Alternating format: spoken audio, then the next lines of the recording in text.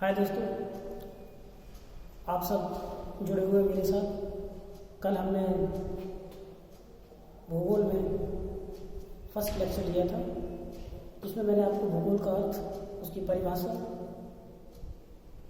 और उसके विषय क्षेत्र के बारे में बताया था। आज हम बात करेंगे भूगोल के विषय क्षेत्र के बारे में विस्तृत दृष्टिकोण के साथ, और आप सब जुड़े रहिए मेरे साथ बेहतर तरीके से। अगर किसी को कोई भी टॉपिक या कोई भी प्रकरण में बात समझ ना आए तो आप नीचे कमेंट बॉक्स में लिख करके मुझे बोल दें, तो नेक्स्ट लेक्चर में मैं आपकी समस्या का भी निवारण कर दूंगा। तो देखिए, आज हम बात करेंगे, ये पार्ट 1 का ये आपका लेक्चर है, बनाई केसरी चौधरी भगत सिंह डिग्री कॉलेज इस्लामनगर से। और यहाँ इस प्रकरण में आज हम पढ़ेंगे भूगोल का विषय क्षेत्र, यानी भूगोल के अंतर्गत हम कितना ज्ञान हासिल करते हैं, क्या क्या चीज़ हम भूगोल के विषय में पढ़ेंगे। तो यहाँ सबसे पहले बात करते हैं स्थल मंडल के बारे में। सर्वप्रथम चूंकि भूगोल भूमि का या धरातल का अध्ययन है, तो धरातल में सबसे पहले स्थलाकृति स्थल मंडल ही शामिल है, और स्थलाकृति में भी सबसे पहले महासागर या महाद्वीप, तो इसमें जो भी स्थित है महाद्वीप, महासागर,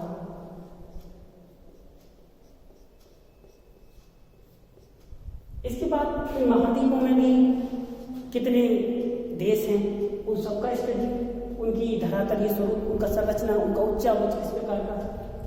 इस स्थल पर अगर कहीं ज्वालामुखी विस्फोट होता है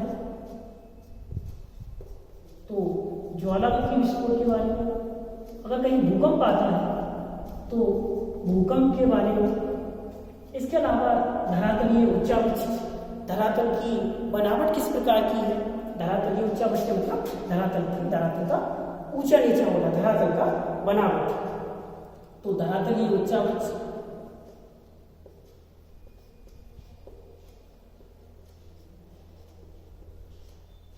धरातलीय उच्चावच,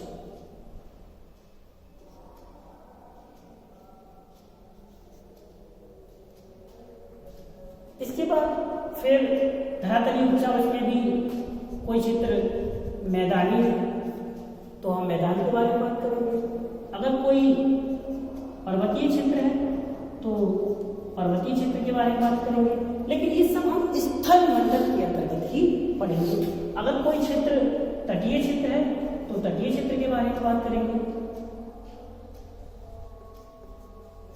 अगर कोई पठारी क्षेत्र है तो पठारी क्षेत्र के बारे में बात करेंगे। जलवायु के आधार पर भी स्थल मंडल को पढ़ेंगे, तो कहीं पर भूमध्य रेखीय जलवायु है,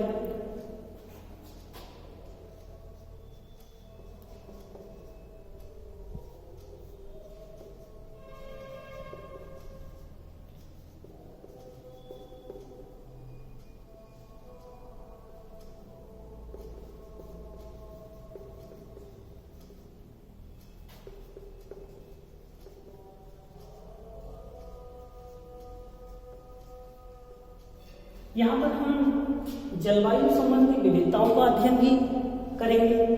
कुल मिलाकर के स्थल मंडल पर जितने भी भूदृश्य हैं उन समस्त भूदृश्यों का अध्ययन हम जो स्थल मंडल पर स्थित हैं या दिखाई देते हैं, फिर चाहे वो महाद्वीप हो, महासागर हो, ज्वालामुखी विस्फोट हो, या फिर भूकंप का आना हो, या फिर धरातलीय उच्चावच, मैदानी क्षेत्र, पर्वतीय क्षेत्र या तटीय क्षेत्र, या फिर यूँ कहें कि धरातलीय पठारी क्षेत्र हो, या फिर जलवायु संबंधी विविधताएं हों, जैसे कहीं शीत जलवायु पाई जाती है, कहीं ध्रुवीय क्षेत्र की जलवायु है, कहीं भूमध्य सागरीय जलवायु है, कहीं भूमध्य रेखीय जलवायु है, तो इन समस्त जलवायु का अध्ययन भी हम स्थल मंडल के परिप्रेक्ष्य में ही करेंगे।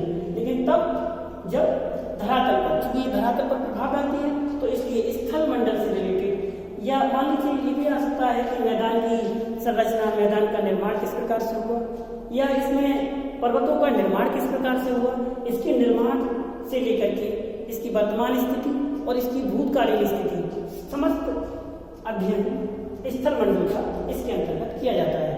वैसे ये जलवायु संबंधी विविधताओं को हम नेक्स्ट टाइम में जलवायु मंडल के परिप्रेक्ष्य में भी पढ़ेंगे। ठीक, इसके बाद नेक्स्ट पॉइंट है जलमंडल। तो जलमंडल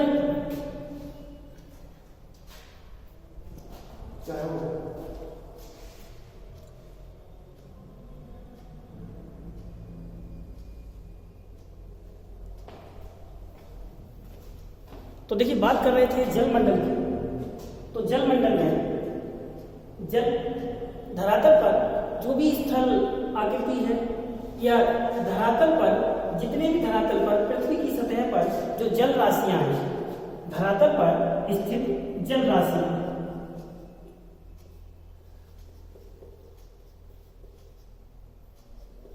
धरातल पर स्थित जल राशियां जिसमें सागर, महासागर, इसके अलावा नदियां,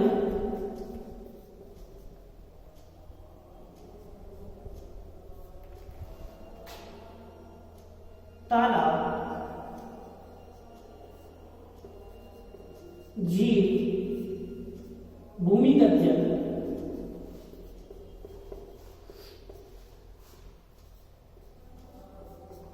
आदि सभी का अध्ययन इसके अंतर्गत किया जाता है। यानी जलमंडल में केवल हम जल से रिलेटेड जल राशियों का अध्ययन करेंगे, फिर चाहे वो उसमें तालाब हो, झील हो, नदी हो, भूमिगत जल अंडरग्राउंड वाटर हो या फिर सागर हो या महासागर। अब इस जल राशियों में भी हम ये देखते हैं कि किसी क्षेत्र का ताजा जल है, किसी का खारा जल है। अगर खारा जल है तो कितने % है, अगर उसमें जीव पाए जाते हैं तो वो किस स्थिति तक, कितने तापमान तक अपना विकास कर सकते हैं, किस प्रकार का उसका पारिस्थितिकी तंत्र है, इन तमाम चीजों का अध्ययन हम भूगोल के जलमंडल में करते हैं। तो यह भूगोल का दूसरा अध्ययन क्षेत्र का भाग है। इसके बाद अब बात करते हैं वायुमंडल की। तो वायुमंडल में वायु की संरचना,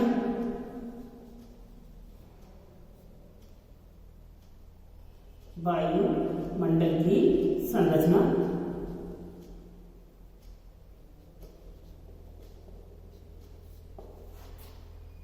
व संगठन। एक वायुमंडल की संरचना किस प्रकार से हुई है, उसका संगठन किस प्रकार से हुआ है, इसमें वायु की मात्रा कौन कौन सी इसमें गैसें मौजूद हैं, इसमें जलवाष्प कितना है, इन तमाम चीजों का, चक्रवात की उत्पत्ति कैसे होती है, इन तमाम चीजों का स्टडी हम इसके अंतर्गत करते हैं। जैसे मान लीजिए बात करते हैं हम वायुमंडल। तो वायुमंडल पृथ्वी के चारों ओर पाई जाने वाली एक पतली परत है जो विभिन्न प्रकार की गैसों का एक मिश्रण है, जिसमें 78% नाइट्रोजन गैस है, 20.90% ऑक्सीजन है, 0.034 कार्बन डाइऑक्साइड है, 0.0009% आर्गन है। इस तरह से हम विभिन्न प्रकार की गैसों के मिश्रण को वायुमंडल नहीं कह सकते। इसके साथ वायुमंडल में जलवाष्प भी मौजूद है, इसके अलावा इसमें धुआं के कण भी मौजूद हैं, इसके अलावा इसमें धूल कण मौजूद है। तो इसलिए अब हम ये कह सकते हैं कि वायुमंडल विभिन्न प्रकार की गैसों का मिश्रण है, इसमें जलवाष्प मौजूद है, इसमें धूल कण मौजूद है, इसमें धुआं के कण भी मौजूद है। इन तमाम चीजों का योग या संगठन वायुमंडल है। अब वायुमंडल में विभिन्न प्रकार की परतें हैं, लेयर्स पाई जाती हैं। इन लेयर्स में सबसे नीचे ट्रोपोपाउस या क्षोभ मंडल है, स्ट्रेटोस्फीयर, इसके बाद फिर समताप मंडल है, इसके बाद फिर समताप मंडल के बीच में ओजोनोस्फीयर, आयन मंडल है, फिर इसके बाद आयन मंडल और आयन मंडल के बाद फिर बहिर्मंडल। इन परतों का अपना एक अलग महत्व है सबका, जिसको जब सिलेबस के अकॉर्डिंग जैसे जैसे बारी आएगी मैं आपको सब चीज पढ़ाऊंगा इस वक्त हम भूगोल के विषय क्षेत्र के बारे में बात कर रहे हैं कि भूगोल में क्या क्या आएगा। जितना मैं आपको बता रहा हूँ बस आपको एग्जाम में उतना ही लिखना है, कुछ एक्स्ट्रा कोई भी पॉइंट आपको नहीं लिखना है। अगर आप इतना भी लिखेंगे तभी आप बेहतर ज्ञान और बेहतर नंबर आपको मिल जाएंगे। इसके बाद बात करते हैं हम जैव मंडल की। तो जैव मंडल का सबसे बेहतर तरीका ये मान लीजिए हमारा वायुमंडल है, ये जलमंडल है, यानी ये वायुमंडल, ये जलमंडल और यहां पर ये स्थलमंडल। अब बात आती है कि जलमंडल, वायुमंडल और स्थलमंडल तीनों के निश्चित अनुपात में मिलने से किसी एक, केवल जल होने से जीवन नहीं हो सकता, वायु के अकेले मात्र होने से जीवन नहीं हो सकता, या अकेले स्थल के मान होने से जीवन नहीं हो सकता। क्योंकि मंगल ग्रह पर स्थल है किंतु वहां पर जल नहीं है, इसलिए जीवन नहीं, जैव मंडल नहीं है। जहां ये तीनों मिलते हैं, यानी तीनों का एक निश्चित अनुपात में होना जैव मंडल के लिए उत्तरदायी है। तो यही करता है फिर जैव मंडल का निर्माण। अब जैव मंडल भी अपने आप में थोड़ा एक जटिल कॉन्सेप्ट है। जैव मंडल के बारे में बात करें तो जैव मंडल पृथ्वी की सतह, संपूर्ण पृथ्वी की सतह जिस पर पेड़ पौधे और विभिन्न प्रकार के जीव जंतु पाए जाते हैं, इसे हम जैव मंडल कहते हैं। लेकिन साथ ही पृथ्वी की सतह की कुछ गहराई से और कुछ ऊंचाई को भी शामिल किया जाता है। गहराई को इसलिए शामिल किया गया क्योंकि दीमक, चींटी, सांप, चूहे पृथ्वी की सतह की गहराई में रहते हैं, और ऊंचाई को इसलिए शामिल किया गया क्योंकि माउंट एवरेस्ट की ऊंचाई तक लगभग पक्षी या छोटे छोटे वायरस तमाम चीजें विचरण करती हैं, उसमें उनका जीवन संभव है। यानी जिस ऊंचाई तक जीवन संभव है वह संपूर्ण भाग जैव मंडल के अंतर्गत आता है। इसके बाद अब हम बात करते हैं पृथ्वी का तारों के साथ, अन्य ग्रहों के साथ, ब्रह्मांड के साथ तथा अंतरिक्षीय पिंडों के साथ भी संबंध है। इन चीजों का अध्ययन भी हम और आप भूगोल में करते हैं। तो ये चूंकि हमको लगता तो ये कि भाई हम पृथ्वी के भूमि का अध्ययन कर रहे हैं तो इसमें ये अन्य चीजों को हमने इन्वॉल्व क्यों कर लिया, क्वेश्चन मन में पुटअप होता होगा। लेकिन इसका सीधा सा एक जवाब है कि देखिए, जब पृथ्वी पर सूर्य ग्रहण या चंद्र ग्रहण पड़ता है तो उसका एक प्रत्यक्ष संबंध है, और जो चीज पृथ्वी को प्रभावित करती है, कई बार कई उल्कापिंड पृथ्वी की सतह पर गिरने से पहले ही वायुमंडल से जल्दी खत्म हो जाते हैं, और कुछ विवाद या अपवाद के तौर पर ऐसे भी एग्जाम्पल मिले हैं जिसमें पृथ्वी की सतह पर आकर गिर जाते हैं। तो उससे हमारी पृथ्वी को हानि होती है, या यूं कहें कि उससे हमारी पृथ्वी प्रभावित होती है।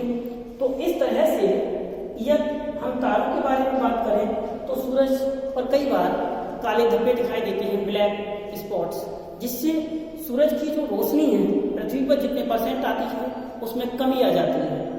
तो इससे जब कमी आती है तो पृथ्वी को ऊर्जा कम मिलेगी, इससे पृथ्वी प्रभावित होगी। इसलिए हम पृथ्वी के साथ साथ अन्य तारों का, पृथ्वी के साथ उसके अन्य ग्रहों का, ब्रह्मांड का, अंतरिक्ष का, और अंतरिक्ष के जो मौजूद पिंड हैं जिनमें उल्का पिंड, क्षुद्र ग्रह, तमाम ऐसी चीजें जिनका स्टडी हम भूगोल के अंतर्गत या भूगोल के विषय क्षेत्र के अंतर्गत करते हैं।